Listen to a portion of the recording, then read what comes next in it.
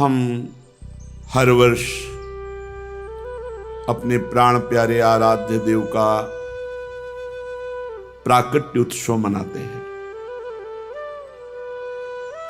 आज करुणानिधान सर्वलोक महेश्वर भगवान परमात्मा परब्रह्म श्री कृष्णचंद्र जी यह करुणा करके समस्त जीवों को परमानंद प्रदान करने के लिए ही प्रकट हुए। और ये प्राकट्य उत्सव सार्थक तभी हो जब हमारे हृदय में प्रकट हो, मेरे मन में, मेरे प्राणों में, एक एक श्वास में, एक एक नस नाड़ी कृष्ण कृष्ण कृष्ण भगवत स्वरूप हो जाए, हमारे हृदय में प्रभु का अवतार हो, हमारे हृदय में भय प्रगट कृपाला दीन दयाला। तो हमारी जितनी आसुरी प्रवृत्तियां हैं, राक्षसी प्रवृत्तियां हैं, राक्षसी प्रवृत्ति उसे ही कहते हैं स्वसुख वांछा। दूसरों से, वस्तु, व्यक्ति, स्थान से जो सुख भोगने की लालसा है उसे आसुरी प्रवृत्ति कहते हैं। अपने आसु माने प्राण, प्राणों के पोषण के लिए, इंद्रियों के सुख भोगने के लिए जो हमारी वृत्ति है उसे आसुरी प्रवृत्ति कहते हैं। और भगवान का प्रादुर्भाव आसुरी प्रवृत्ति को जड़ मूल से नष्ट कर देता है। हमेशा भगवत चरणारविंद का आश्रय लेकर प्रार्थना करें कि भगवान हमारे हृदय में प्रकट हो और हृदय की समस्त आसुरी वृत्तियों का नाश होकर भगवदाकार वृत्ति हो। यही हमारे जीवन का परम लक्ष्य है। देवकी वसुदेव जी ने महान तप किया कि संसार का स्वामी भगवान मेरा पुत्र बने। नंद यशोदा जी ये सब महान तप संपन्न, इनको सुख प्रदान करने के लिए भगवान प्रकट हुए। ये दुराचारियों का विनाश तो बहुत साधारण सी बात है। श्री सुखदेव जी कहते हैं कि ये उस समय की बात है जब लाखों राक्षसों ने, असुरों ने, दैत्यों ने राजाओं का रूप धारण करके पृथ्वी में आतंक मचा रखा था। अहंकार से भरे हुए, बल से भरे हुए पृथ्वी को आक्रांत कर रखा था। आक्रांत पृथ्वी त्राण पाने के लिए रो रही थी। ये उस समय की बात है जब यदुवंशी राजा शूरसेन माथुर मंडल, शूरसेन मंडल का मथुरापुरी में रह करके शासन करते थे। ये मथुरा समस्त यदुवंशी नरपतियों की राजधानी थी। मथुरा में सदैव भगवान की उपस्थिति पाई गई है। मथुरा में सूर्य के पुत्र वसुदेव जी का विवाह देवकी जी के साथ हुआ। ये उस समय की बात है जब नवविवाहिता पत्नी देवकी को रथ पर विराजमान करके वसुदेव जी ले जा रहे थे। कंस बड़ा बलवान, स्वभाव में धूर्तता, वसुदेव जी से कहा मैं रथ हाँकूंगा, मेरी बहन है। और रथ के घोड़ों की लगाम पकड़ ली, स्वयं रथ हाँकने लगा। रथ चल पड़ा। जिस समय घोड़ों की लगाम पकड़कर कंस रथ हाँक रहा था उसी समय स्पष्ट आकाशवाणी हुई, अरे मूर्ख, जिसको तू रथ में बैठाल कर लिए जा रहा है उसकी 8वें गर्भ की संतान तुझे मार डालेगी। भोजवंश का कलंक। आकाशवाणी सुनते ही कूद पड़ा रथ से, तलवार खींच ली और बाल पकड़े देवकी के। वसुदेव देवकी के लिए आदेश किया, तत्काल हथकड़ी बेड़ियों से जकड़ करके इनको कैद खाने में डाल दिया जाए और बहुत ही कठोर पहरा लगा दिया जाए। वर्ष वर्ष में जो संतान होती मारता गया, उसे हर बार शंका बनी रहती, पता नहीं वो भगवान किन बालक के रूप में प्रकट हो जाए। परीक्षित, पृथ्वी में बात प्रायः देखी जाती है कि अपने प्राणों का ही पोषण करने वाले जो लोभी लोग होते हैं, वो चाहे राजा हो चाहे कोई भी हो, वो अपने स्वार्थ की पूर्ति के लिए माता पिता भाई बंधु किसी की भी हत्या कर सकते हैं। माता की, पिता की, भाई की, बंधु की, मित्रों की, इष्ट की, किसी की भी। ऐसे स्वार्थी पुरुषों से कभी मित्रता नहीं रखनी चाहिए, इन्हें हानि ही होती है। जब कंस ने एक एक करके देवकी जी के 6 बालक मार डाले, तब देवकी के 7वें गर्भ में भगवान के अंश स्वरूप अनंत महिमा अनंत बलशाली भगवान शेष जी पधारे देवकी जी के गर्भ में। अनंत भगवान जब 7वें गर्भ के रूप में देवकी के उदर में पधारे, बड़ा आनंद। पर देवकी जी को लगा कि कंस इसे भी मार डालेगा, इसलिए वो रुदन करने लगी। विश्वात्मा भगवान ने देखा कि माता को बहुत दुख है और यदुवंशियों को कंस सताए ही जा रहा है, तो अपनी योग माया का स्मरण किया और योग माया को आदेश किया, देवी कल्याणी, तुम ब्रज में जाओ, वह प्रदेश ग्वालों और गौओं से सुशोभित है। वहां नंद बाबा के गोकुल में वसुदेव जी की पत्नी रोहिणी गुप्त रूप से निवास कर रही। उनकी और भी पत्नियां कंस के डर से गुप्त स्थानों में रह रही। इस समय मेरा महान अंश, जिसे अनंत शेष जी कहते हैं, देवकी के उदर में गर्भ रूप से विराजमान है। तुम जाओ वहां से उस गर्भ को रोहिणी के उदर में रखो। मैं स्वयं आ रहा हूं, अब विलंब सा आने जा रहा। अब मैं समस्त ज्ञान बल आदि अंशों के साथ देवकी का पुत्र बनूंगा और नंद बाबा की पत्नी यशोदा के गर्भ से तुम प्रकट हो। योग माया को आदेश किया। जब योग माया ने देवकी का गर्भ ले जाकर रोहिणी के उदर में रख दिया, तब समस्त द्वारपाल और सब जगह खबर पहुंच गई, गर्भ नष्ट हो गया। देवकी, किसी को आंतरिक पता तो है नहीं। नगरवासी बहुत कि बेचारी के 6 तो मार डाले गए और 7वां गर्भ नष्ट हो गया। हाय, कितना कष्ट देवकी को है।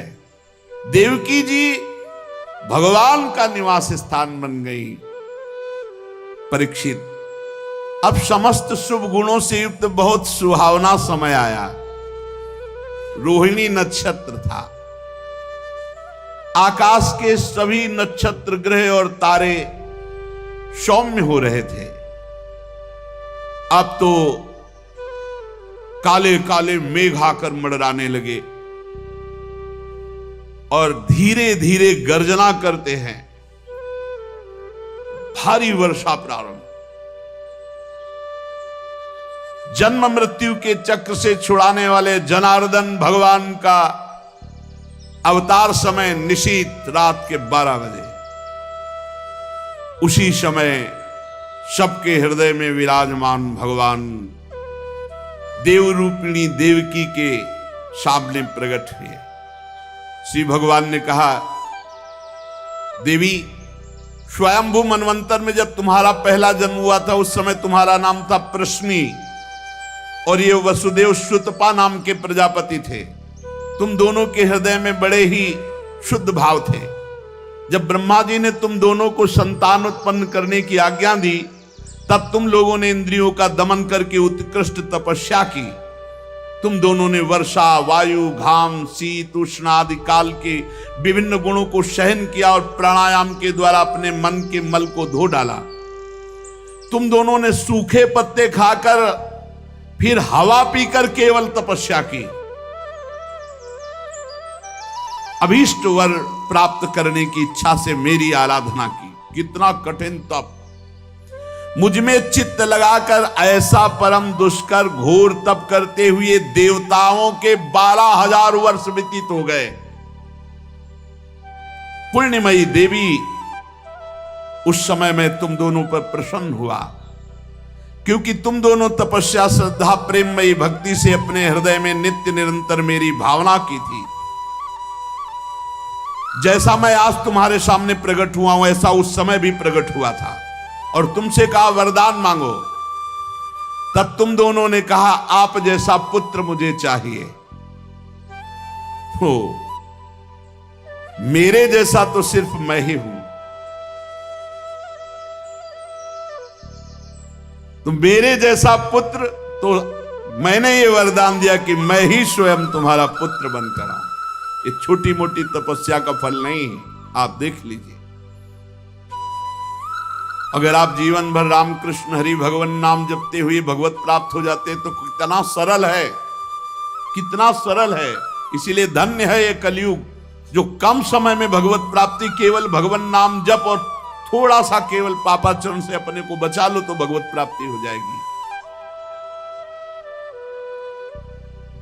हे माता जी, मैंने देखा कि संसार में शील स्वभाव उदारता अन्य गुणों में मेरे जैसा कोई नहीं, इसलिए मैं ही तुम्हारा पुत्र हुआ, मैं ही। प्रश्न गर्भ से, वामन रूप से, और इस समय तुम देवकी वसुदेव हुए तो वासुदेव के रूप से। एक बार मैं वचन बोलता हूं उसे 3 बार पूरा करता हूं, ये भगवान का नहीं। मेरी वाणी त्रिकाल सत्य है। एक बार तुमने मांगा पुत्र तो प्रश्नी गर्भ, वामन रूप, और इस समय वासुदेव रूप, कश्यप आदित्य के रूप में वामन रूप। और मैंने ये रूप इसलिए प्रकट किया कि जब मैं अवतार लेकर मनुष्य शरीर में लीला करूंगा तो मुझे पहचान पाना बहुत कठिन है। इसलिए तुम लोग ध्यान रखना मैं कौन हूं। ये खास बात, एक खास बात ध्यान देने योग्य बात है। भगवान कह रहे कि तुम दोनों मेरे प्रति पुत्र भाव और निरंतर ब्रह्म भाव रखना। युवाम माम पुत्र भावेन ब्रह्म भावेन चासकृत चिंतयंतो कृत स्नेहो या से थे मदगतिम पराम, तब तुम मेरे परम पद को प्राप्त होगी। चिंतनीय कौन है गोपाल जी, कौन है लाल जी? कह रहे तुम मेरे प्रति पुत्र भाव और निरंतर ब्रह्म भाव, इस प्रकार के चिंतन द्वारा तुम मेरे पद को, मेरे प्रिया प्रीतम है कौन? देखो हित सजनी जो नहीं कह रहे, जैसे हित हरिवंश करत अपनो जस प्रगट अखिल ब्रह्मांडन, अखिल ब्रह्मांड के अधिपति हैं। पर ब्रह्म परमात्मा तत्व की उपासना हो रही। हमारा भाव है कि वो हमारे यार हैं, हमारे मित्र हैं, हमारे पति हैं, हमारे पुत्र हैं, हमारे स्वामी हैं, जो भाव रख सके, लेकिन है कौन? इसीलिए शांत भाव है। शांत भाव में पूर्ण तत्व ज्ञान हो जाता है। भगवान इतना कहकर चुप हो गए और अपनी योग माया से देखते देखते एक छोटे शिशु के रूप में नीलमणि, वसुदेव जी ने देखा भगवान तो बाल रूप हो गया। अब तो और डर लगा, कहीं कंस को पता चल गया और तलवार लिए हुए आवे कुछ अमंगल करे। बहुत घबरा गए और भगवान ने कहा कि मुझे गोकुल पहुंचाओ, नंद बाबा के यहां सुधा मैया के पार्श्व में सुला के आओ। मुझे तुम्हें डर लग रहा है, मैं मारूंगा इसे, पर अभी मुझे पहुंचाओ वहां। भगवान की आज्ञा का पालन करने के लिए जो ही चेष्टा की, ध्यान दीजिए, भगवान की आज्ञा का पालन करने के लिए जो ही चेष्टा की तो अपने आप हथकड़ी बेड़ियां कट गई। माया की हथकड़ी बेड़ियां कट जाएंगी जो ही भगवान की आज्ञा का पालन कर। और बड़े बड़े दरवाजे कोई एक दो नहीं थे, कई दरवाजे थे कंस के कारागार के। फटाफट सब ताले टूट गए, दरवाजे खुल गए। अद्भुत चमत्कार। और जितने पहरेदार घोर राक्षसी स्वभाव के, जिंदा खा जाएं ऐसे पहरेदार थे, सब मूर्छित घोर निद्रा में। अब हथकड़ी बेड़ी कट गई, लाला को लेकर के चले उस समय घोर बादल छाए हुए, अंधेरा, कुछ दिखाई नहीं दे रहा। कितना कष्ट में जीवन भक्त। अब सोचो, अभी अभी तो प्रकट हुए हैं और अभी अभी त्याग करने जा रहे हैं, अभी अभी त्याग करने। इधर समस्त द्वारपाल सब सोए हुए हैं, वसुदेव जी भगवान को लेकर। वर्षा हो रही, पीछे पीछे गुप्त रूप से शेष भगवान फण धारण के, मेरे प्रभु को बूंदे ना लगे। जब वो लीला कर रहे, वसुदेव जी को पता नहीं कि पीछे शेष भगवान फण धारण किए। वो तो बस चिंतन में चले जा रहे हैं, कैसे वहां जाएंगे, कोई जान ना जाए कोई। और वहां पहले ही योग माया ने पूरी व्यवस्था करी, पूरा का पूरा परिकर सब बेहोश है नींद में, किसी को सुध नहीं है। केवल यशोदा मैया को प्रारंभ में इतना था, कुछ हुआ और बेहोश हो गए। क्या हुआ ये निर्णय नहीं हुआ। पूर्ववासियों की समस्त इंद्रिय वृत्तियों की चेतना हर ली, सब अचेत हो गए। इतनी मोटी जंजीरें लगी हुई थी, ताले लगे हुए थे, जेल के साथ टूट गए। भगवान श्री कृष्ण को गोद में लिए हुए जैसे जैसे आगे बढ़ते, सब दरवाजे अपने आप खुलते चले थे और पहरेदार सब सो रहे। बादल नजदीक आकर मानो बरस रहे हो, ऐसे लटक लटक के बादल। शेष भगवान अपने फणों से जल को रोकते हुए 1000 फण पीछे पीछे चल रहे। यमुना जी ने देखा कि प्रभु पधार रहे, तो पहला चरणामृत तो हमारे अधिकार बनता है। अरे जिनके चरणों का ध्यान बड़े बड़े महापुरुष शिव आदि करते हैं, आज वही प्रभु मेरे पास आ रहे हैं। आनंद में भर गई यमुना जी और उफान। यमुना जी ने जब उफान आनंद का लिया तो वसुदेव जी के प्राण बहुत घबरा रहे हैं कि अब क्या करें, लौट सकते नहीं, कोई नौका आदि है नहीं। चलो प्रभु ने आज्ञा करी है तो वही देखेंगे। अब मेरे प्राण चाहे चले जाए, मेरे लाला को कुछ नहीं। ऐसे यमुना जी उफान कर रहे कि चरण छू ले, और वसुदेव जी उल्टा सोच रहे कि यमुना जी बढ़ रही तो लाला को बचाए। देखो ये समर्पण है, मेरे प्राण भले चले जाए, आज्ञा का पालन, प्रभु को पहुंचाना है और सुरक्षित पहुंचाना है। यमुना जी ऐसे थपेड़ जोर जोर से बढ़ रही। भगवान ने कहा बाबा तो और ऊपर उठाते चले जा रहे, तो यमुना जी और बढ़ती चली जाएंगी। एक श्री चरण बड़ा, ये वसुदेव जी को पता नहीं, जो ही यमुना जी को श्री चरण प्रभु के स्पर्श हुए तो तुरंत नाभिभर हो गई और ऐसे एकदम शांत। वसुदेव जी बाबा के नगर में गोकुल में गए तो डर रहे थे कि कोई देख न ले, लेकिन वहां कोई देखने वाला ही था, सब सोए हुए थे। उन्होंने अपने पुत्र, अब वो ऐसे देख रहे थे, और जहां सुलाया तो वहां भी पुत्र था, पार्श्व में योग माया और वही पुत्र। भगवान के इस अवतार में 2 अवतार हुए। एक हुआ चतुर्भुज नारायण भगवान का अवतार जो वसुदेव देवकी के सामने, और एक हुआ पीछे आपने सुना है, नंद बाबा और यशोदा मैया बहुत ऐश्वर्य समृद्धि सब रिद्धियां सिद्धियां अटखेलियां कर रहे। ब्रज तो यहां रिद्धियां सिद्धियां अटखेलियां कर रही, कौन पूछता है। अवस्था डल गई थी नंद बाबा की, चौथापन था, और ब्रजवासी बाबा की इस दशा को देख के सह नहीं पा रहे थे। बाबा खिन्न रहते थे। उपनंद आदि वृद्ध गोपों ने परामर्श करके पुत्रेष्टि यज्ञ का आयोजन किया। सबने यज्ञ पुरुष गोपराज नंद को पुत्र प्रदान करने की प्रार्थना की भगवान से। पुत्रेष्टि यज्ञ हुआ। जैसे महाराज दशरथ जी की अवस्था डल चुकी थी तो श्रृंगी ऋषि ने पुत्रेष्टि यज्ञ करा, उससे खीर फिर भगवान 4 रूपों में प्रकट हुए, राम लक्ष्मण भरत शत्रुघ्न। पुत्रेष्टि यज्ञ का अनुष्ठान हुआ नंद बाबा के यहां। अब उच्च कोटि के ब्रह्म ऋषि वेद ध्वनि आकाश में मुखरित हो रही थी। गोपराज श्री नंद बाबा अंतापुर में यशोदा मैया के पास बैठे हुए कहा, यशोदा रानी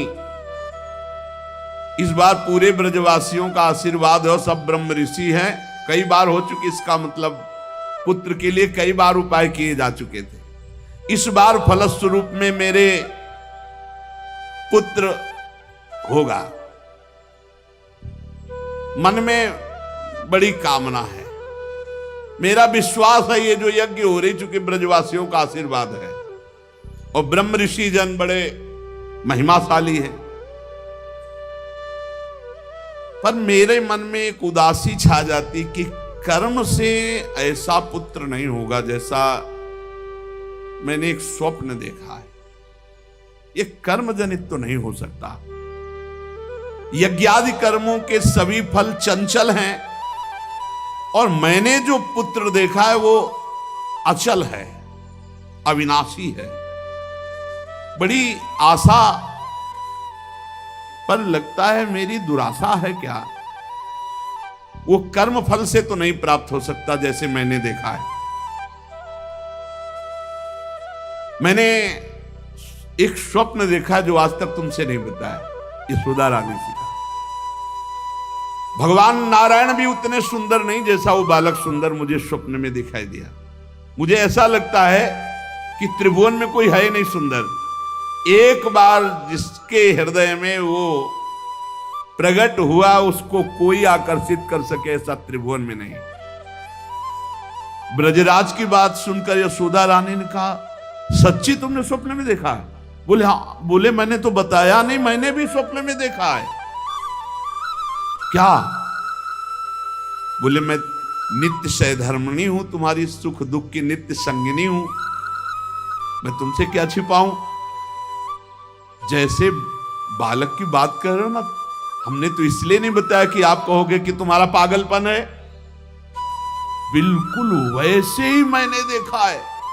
श्यामश्चंचल चारु दीर्घ नयनो बालस्तवांक स्थले दुग्धोद्गारि पयोधरे स्फुटमसौ क्रीडन मया लोक्यते स्वप्नस्तत् किमुजागरः किमथ वेत्ते तन्न निश्चीयते सत्यम ब्रूहि सधर्मिणी स्फुरति किम सोयम तवाप्यंतरे।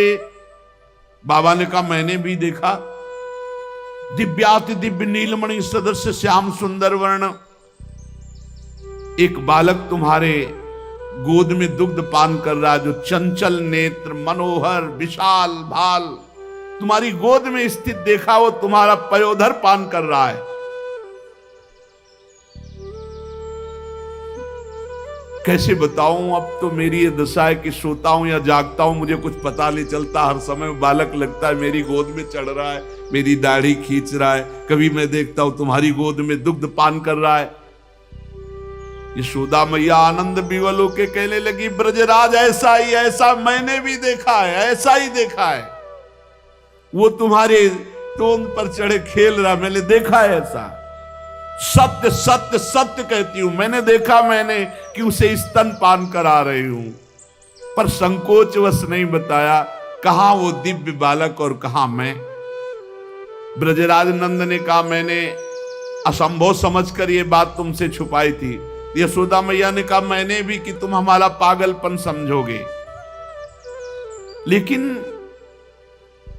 ऐसा अगर दोनों के स्वप्न में आया तो जरूर भगवान हमारे स्वप्न को पूरा करेंगे। नारायण जिनकी हम आराधना करते हैं, नारायण सेवानिष्ठ नंद बाबा और यशोदा मैया दोनों तन मन वचन से भगवान श्री हरि की शरण में होकर के द्वादशी दिन यथाविधि व्रत करने का नियम लिया। पुत्रेष्टि यज्ञ के बाद द्वादशी व्रत की संख्या वृद्धि के साथ साथ अब वो स्वप्न में देखा हुआ जो दिव्याति दिव्य बालक है वो खुली आंखों झलकने लगा। अब तो भारी व्याकुलता बनी। व्रतानुष्ठान सर्वांग पूर्ण संपन्न हुआ तो एक दिन देखा कि स्वप्न में भगवान श्री हरि आए और मधुर वाणी में बोले, अहो मयि अभिषक्तौ भक्तौ कथम निर्विद्य